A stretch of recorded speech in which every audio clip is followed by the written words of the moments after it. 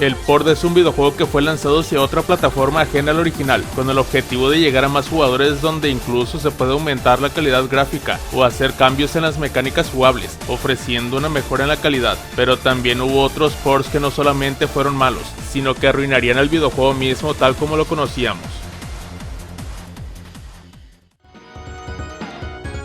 Siendo Street Fighter 2 el juego de lucha más influyente de todos los tiempos, combinado con una consola británica de 10 años, casi desconocida, pero era muy potente, que podría malir sal. Ah, claro, porque fue un desastre de conversión. No queremos ser demasiado duros con este, porque fue un pequeño milagro que lo consiguieran en el Spectrum, pero que nos embauquen si no es horrible. Es como si el título de Spectrum hubiera sido porteado de las versiones de 16 bits por un pibe de 9 años dibujándolo en un flipbook con crayones. Por si fuera poco, como los juegos de la antigua máquina venían en cassettes, tenías que cargar manualmente cada personaje y escenario por separado. Imagínate usar una videograbadora, solo que en lugar de intentar adelantar hasta el momento clave de esta película alemana de terror que te vendió un chico del colegio, tienes que llevar un juego de lucha de mala calidad a un punto preciso de la cinta para que funcione. Aún así, benditos sean, al menos lo intentaron, y no es lo más importante, la respuesta por supuesto es un rotundo no.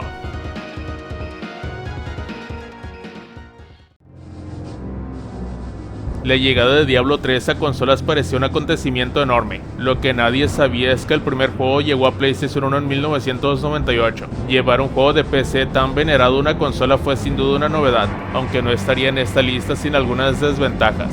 Los gráficos se ven afectados si el archivo de guardado ocupa la friolera de 10 de los 15 bloques de la tarjeta de memoria de PlayStation 1. En aquel momento podría haber merecido la pena solo poder jugar la historia en modo cooperativo con un amigo. Al fin y al cabo, todo es mejor con el multijugador.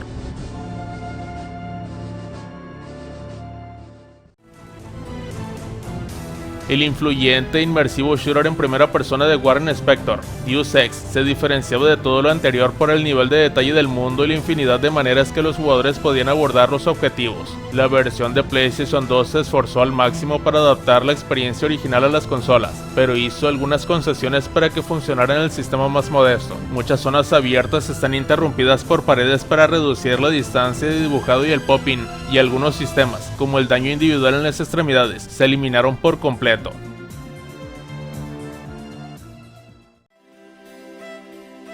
Si bien Novo 3 realizó un valiente esfuerzo para comprimir King's Quest V en un cartucho de NES de tamaño reducido, hubo que hacer muchas concesiones en el proceso. Los exuberantes gráficos dibujados a mano del original tuvieron que rehacerse completamente desde cero para adaptarse a la resolución y paletas de colores mucho más limitadas de la NES. La adaptación también tuvo que lidiar con las estrictas políticas de censura de Nintendo, que prohibían las referencias religiosas y las representaciones de violencia. Las limitaciones de la NES también implicaron la ausencia de doblaje, pero dadas las actuaciones de las versiones sonoras, esto probablemente se considera una mejora.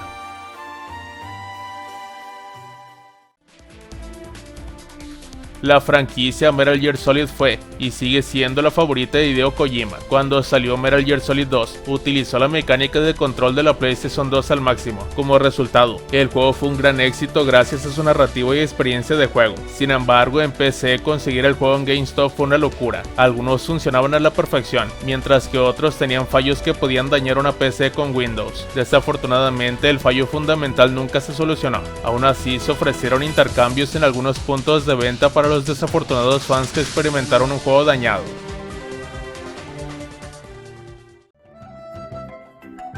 Con menos animaciones y una paleta de colores más limitada, la versión para Sega CD de Secret of Monkey Island luce peor que incluso las versiones CGA. Si bien Sega podría haber sido más laxa que Nintendo al presentar la violencia, algunas blasfemias leves fueron eliminadas, de forma desconcertante, de ciertas líneas en esta versión. Sin embargo, lo que podría hacer que esta versión sea un factor decisivo para la mayoría son los tiempos de carga insoportablemente largos, que se producen incluso al cambiar de pantalla. No es de extrañar que LucasArts se abstuviera de realizar más versiones para consola de sus juegos de aventuras, hasta Escape from Monkey Island para PlayStation 2.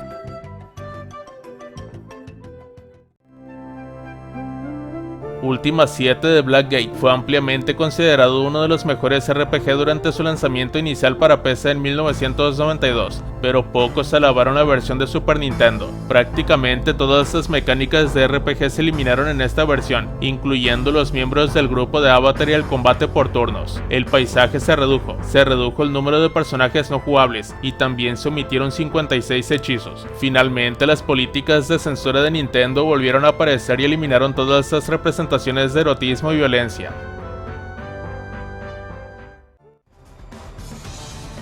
El segundo intento de Criterion Games con Need for Speed no estuvo a la altura de los fans de toda la vida. La lista de problemas conocidos y comunes sigue disponible en la página de respuestas de Electronic Arts e incluye algunos problemas con la versión para PC. Por ejemplo, algunos jugadores experimentaron una disminución del rendimiento al aumentar el supermuestreo a 4 veces. Otros ni siquiera pudieron acceder al menú de ajustes, ya que se quedaban atascados en una pantalla blanca o de carga. Afortunadamente, algunos de estos problemas tenían solución, lo que requirió una solución alternativa a un reinicio completo del juego.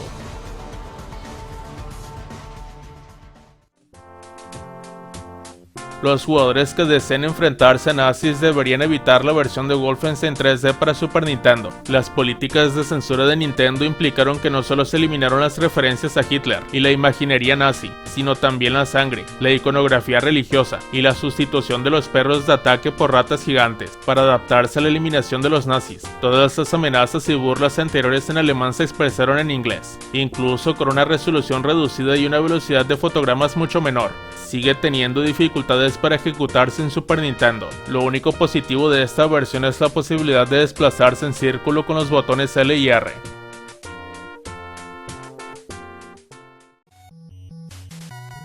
No solo los juegos nuevos sufren la transición de las consolas a las computadoras, las versiones de mala calidad para PC han estado de moda desde el principio, como bien saben los fans de Mega Man, que se dedican a este tipo de juegos. En 1990, 3 años después del debut de Blue Bomber para Nintendo Entertainment System, High-Tech Expressions llevó a Mega Man a las computadoras o algo así. Si bien la versión para DOS de Mega Man se parece bastante al original de NES, en realidad es un juego completamente nuevo, y tampoco es una gran versión. La versión de High-Tech de Mega Man fue desarrollada por un solo ingeniero, quien decidió crear una versión de Mega Man por su cuenta mientras trabajaba como gerente en Capcom. Rosner reconstruyó el juego desde cero. Capcom no le proporcionó ni el código ni los gráficos originales, y aunque se puede apreciar la influencia de Mega Man en la adaptación libre de Rosner, no es el mismo producto. Es feo, los controles de teclado son flojos y flotantes, el sonido es pésimo y el juego es extremadamente difícil.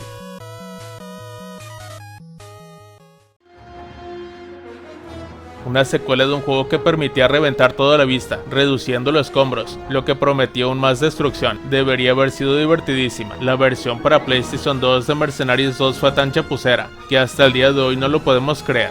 Las ventanas emergentes son una cosa, pero cuando llega el punto en que todo se reconstruye a tu alrededor, de modo que tu entorno cambia constantemente a tus pies, simplemente nos quedamos con las tonterías. Si no captaste del todo la magnitud de la peor distancia de dibujo de la historia, te mostramos cómo se desarrolla un promedio de pocos segundos de juego en imágenes, que puede que hayamos retocado con Photoshop o no. Creemos que eso se refiere como Monte Kilimanjaro izado.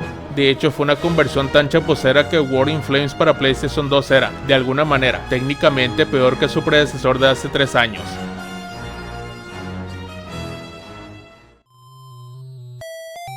El Highlight original para computadoras domésticas japonesas fue un auténtico innovador en el mundo de los RPGs e influyó en muchos desarrolladores como Hideo Kojima, creador de Metal Gear, e Hideki Kamiya, creador de Devil May Cry y Bayonetta. Desafortunadamente pasaron 5 años antes de su lanzamiento en Estados Unidos para la NES, y para entonces había sido ampliamente superado por títulos como Zelda y Dragon Warrior, en lugar de añadir nuevas características o cambios que le habrían ayudado a competir con otros juegos del mercado. La versión de Highlight para NES fue una recreación con todos los defectos de un juego con media década de antigüedad.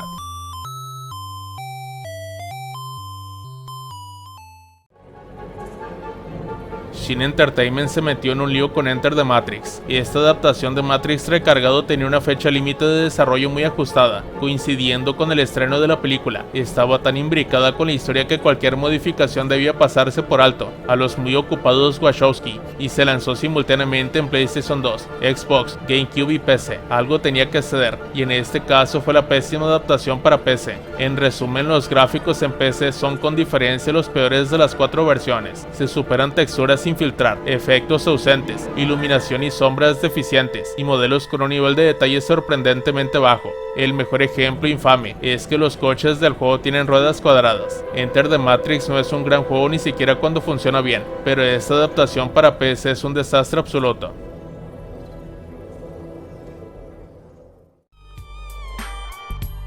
La versión para PC de Grand Theft Auto The Trilogy se lanzó con problemas de estabilidad y no estuvo disponible temporalmente a través del lanzador oficial. Los errores visuales eran comunes, incluyendo efectos de lluvia que dificultaban la visibilidad y la aparición de elementos durante el viaje rápido. El rendimiento variaba considerablemente entre escenas y plataformas, sin una guía clara de configuración. Los parches solucionaron muchos problemas visuales y restauraron el acceso a la tienda, pero los primeros usuarios experimentaron fallos y la pérdida de archivos. Los juegos también presentaban texturas y modos irregulares, lo que creaba una presentación que distraía en monitores grandes. La compilación ilustró cómo modernizar clásicos requiere una cuidadosa atención tanto al rendimiento como la consistencia artística en PC.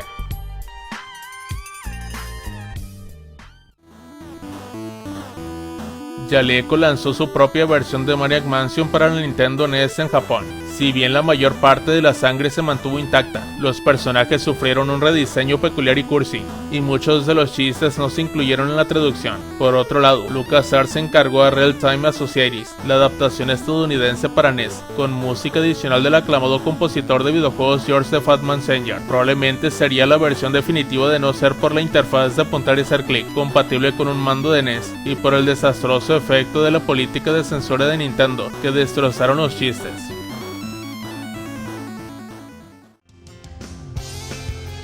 En teoría, una versión del director mejora las cosas al dar a los creadores una segunda oportunidad, con el fin de corregir algunos de los problemas persistentes del juego. Sin embargo, Sonic Adventure DX empeoró muchísimo a Sonic Adventure 2 veces. En 2004, Sega lanzó una versión actualizada de Sonic Adventure, que debutó 6 años antes en Dreamcast, para Nintendo, GameCube y PC. No fue la gran cosa.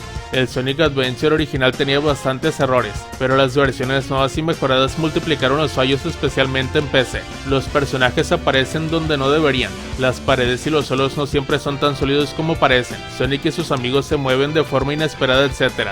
De hecho, Sonic Adventure DX Director's Cut tiene tantos errores técnicos que un intrépido fan ha creado una sección de preguntas frecuentes dedicada exclusivamente a los fallos del juego, y entonces Sega lo volvió a hacer. En 2010, Sega lanzó una versión de Sonic Adventure DX para PlayStation 3 y Xbox 360 como parte de la Dreamcast Collection, y posteriormente una versión para PC. De alguna manera empeoró las cosas.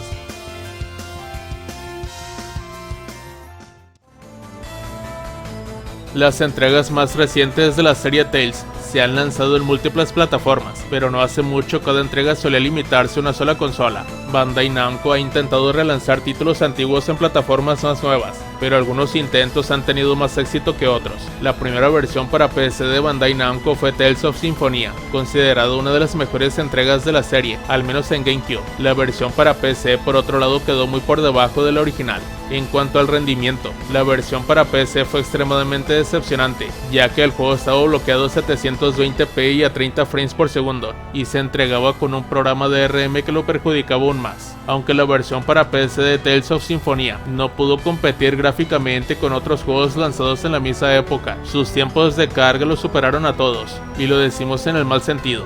La versión para PC de Tales of Symphonia también presentó algunos problemas francamente desconcertantes. No había compatibilidad con ratón y teclado, las ranuras de guardado eran limitadas y la localización, en el mejor de los casos, era deficiente, tanto que la adaptación utilizaba un juego ya terminado. Los jugadores se preguntaban cómo eran posibles estos errores. A pesar de haber pasado tantos años, Pac-Man sigue siendo uno de los juegos más importantes y adictivos de la historia, así que, cuando se anunció su llegada a una consola doméstica por primera vez, los jugadores no pudieron contener la emoción.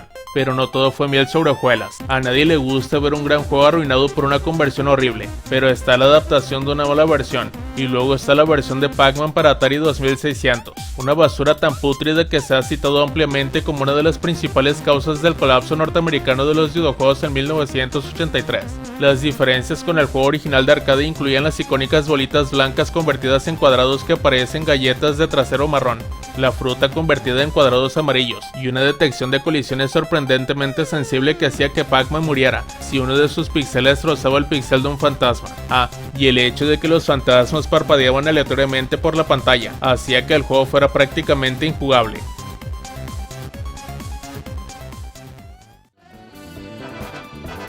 La versión inicial para PC utilizó elementos de la interfaz móvil que no se adaptaban al uso del teclado, ratón o mando en una computadora de escritorio. La representación de fuentes, el filtrado de sprites y la interfaz general de usuario se veía fuera de lugar en un monitor. Las opciones de presentación eran limitadas y algunos efectos parecían suavizados en comparación con las versiones clásicas. Múltiples parches durante los meses siguientes mejoraron la interfaz, añadieron opciones visuales y restauraron la configuración de aspecto clásico. Si bien el resultado se volvió mucho más jugable, los primeros compradores esperaron bastante tiempo estas mejoras. El ciclo de lanzamiento se convirtió en una elección sobre cómo adaptar la interfaz de usuario a la plataforma desde el principio.